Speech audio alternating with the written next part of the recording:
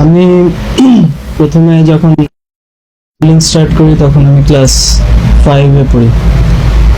তখন থেকে আস্তে আস্তে মডেলিং স্টার্ট করি। তা আমি এর আগে টিভিতে অ্যাক্টিং করতাম, গান গাইতাম। আমি 82-তে প্রথম টিভিতে আসি।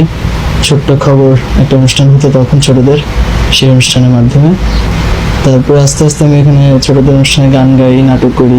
ধীরে ধীরে সপ্তাহে নাটকে যাই, টিভির বিভিন্ন বিশেষ অনুষ্ঠানে আমি যাই। 89-এ আমি নাটকে অডিশন পাস করি এনলিস্টেড আর্টিস্ট। তো এই ছবিটা, আমি ছবিতে আসবো আমি কখনো ভাবিনি। ছবিতে যে কাজ করব, যে ফিল্মে আমি আসবো কাজ করবো, আমি কখনো এটা ভাবিনি। তো এটা ব্যাপারটা হয়ে গেছে সাডেনলি, হঠাৎ করে। আমার অ্যাড টিভিতে তখন যাচ্ছিল, ফান্টা। তখন আমার কাছে যখন প্রপোজাল আসে, ফান্টার একটা অ্যাড যাচ্ছিল, রেগুলার অ্যাডটা চলছিল। এর মধ্যে আমার কাছে সোহান ভাই আমার ছবি কোথা থেকে যেন দেখে আমার সম্পর্কে জানার পরে আমি ছবিতে কাজ করবো কিনা জিজ্ঞেস করার পরে আমাকে একদিন ফোন করেন দুপুরবেলা আমাকে একদিন ফোন করে বলেন যে আমি এরকম ডাইরেক্টর অমুক বলছি, আমি আপনাকে ছবির ব্যাপারে কিছু কথা বলতে চাই, আপনি যদি আমাকে কিছু সময় দেন। আমরা দুজন বসলাম, একসঙ্গে বসে কথা বললাম।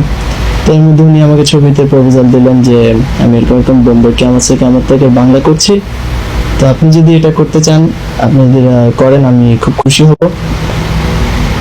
তো ব্যাপারটা আসলে হঠাৎ করে আমাকে এরকম করে ফিল্মের প্রপোজাল দেওয়াতে আমি একটু মানে মানে আমি বুঝতে পারছিলাম যে কি করা উচিত।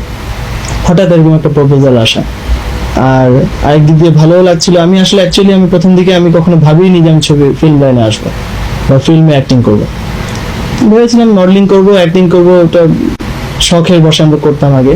কিন্তু ফিল্মে অ্যাক্টিং করবো অ্যাজ আ প্রফেশনাল আর্টিস্ট আমি কখনো এটা ভাবিনি।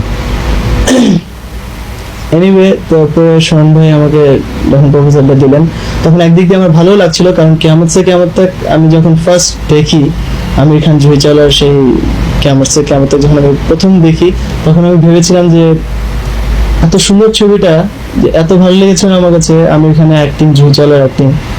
ওটা দেখার পর আমার মনে হয়েছিল যে আমি যদি এই ক্যারেক্টারটায় আমি কাজ করতে পারতাম, বা এরকম একটা ক্যারেক্টার আমাকে কেউ দিত, অথবা এই ছবিটাই বাংলাদেশে যদি হতো, আমি যদি সেটাতে অ্যাক্টিং করতে পারতাম, তাহলে আমি খুব খুশি হতাম, আমার মানে কাজ করে খুব আনন্দ পেতাম। তো সেই স্বপ্নটা যখন সোহান ভাইয়ের মুখ থেকে সফল হতে যাচ্ছে দেখে আমার কাছে মানে একদিক দিয়ে আনন্দও লেগেছে, আবার ডিসিশনের অভাবে ভুগছিলাম যে আমি করব কি করব না, কিভাবে কি করব, এরকম একটা ভাব। যাই হোক, আমি ওনাকে বললাম ঠিক আছে, আমি আমার প্যারেন্টসের সঙ্গে কথা বলি। বাড়িতে আসলাম, এসে বাবা আমাকে জিজ্ঞেস করলাম। তাদের প্রথম একটু অমত ছিল, তারপরে আমার উৎসাহ দেখে তারা বললেন ঠিক আছে তুমি করো।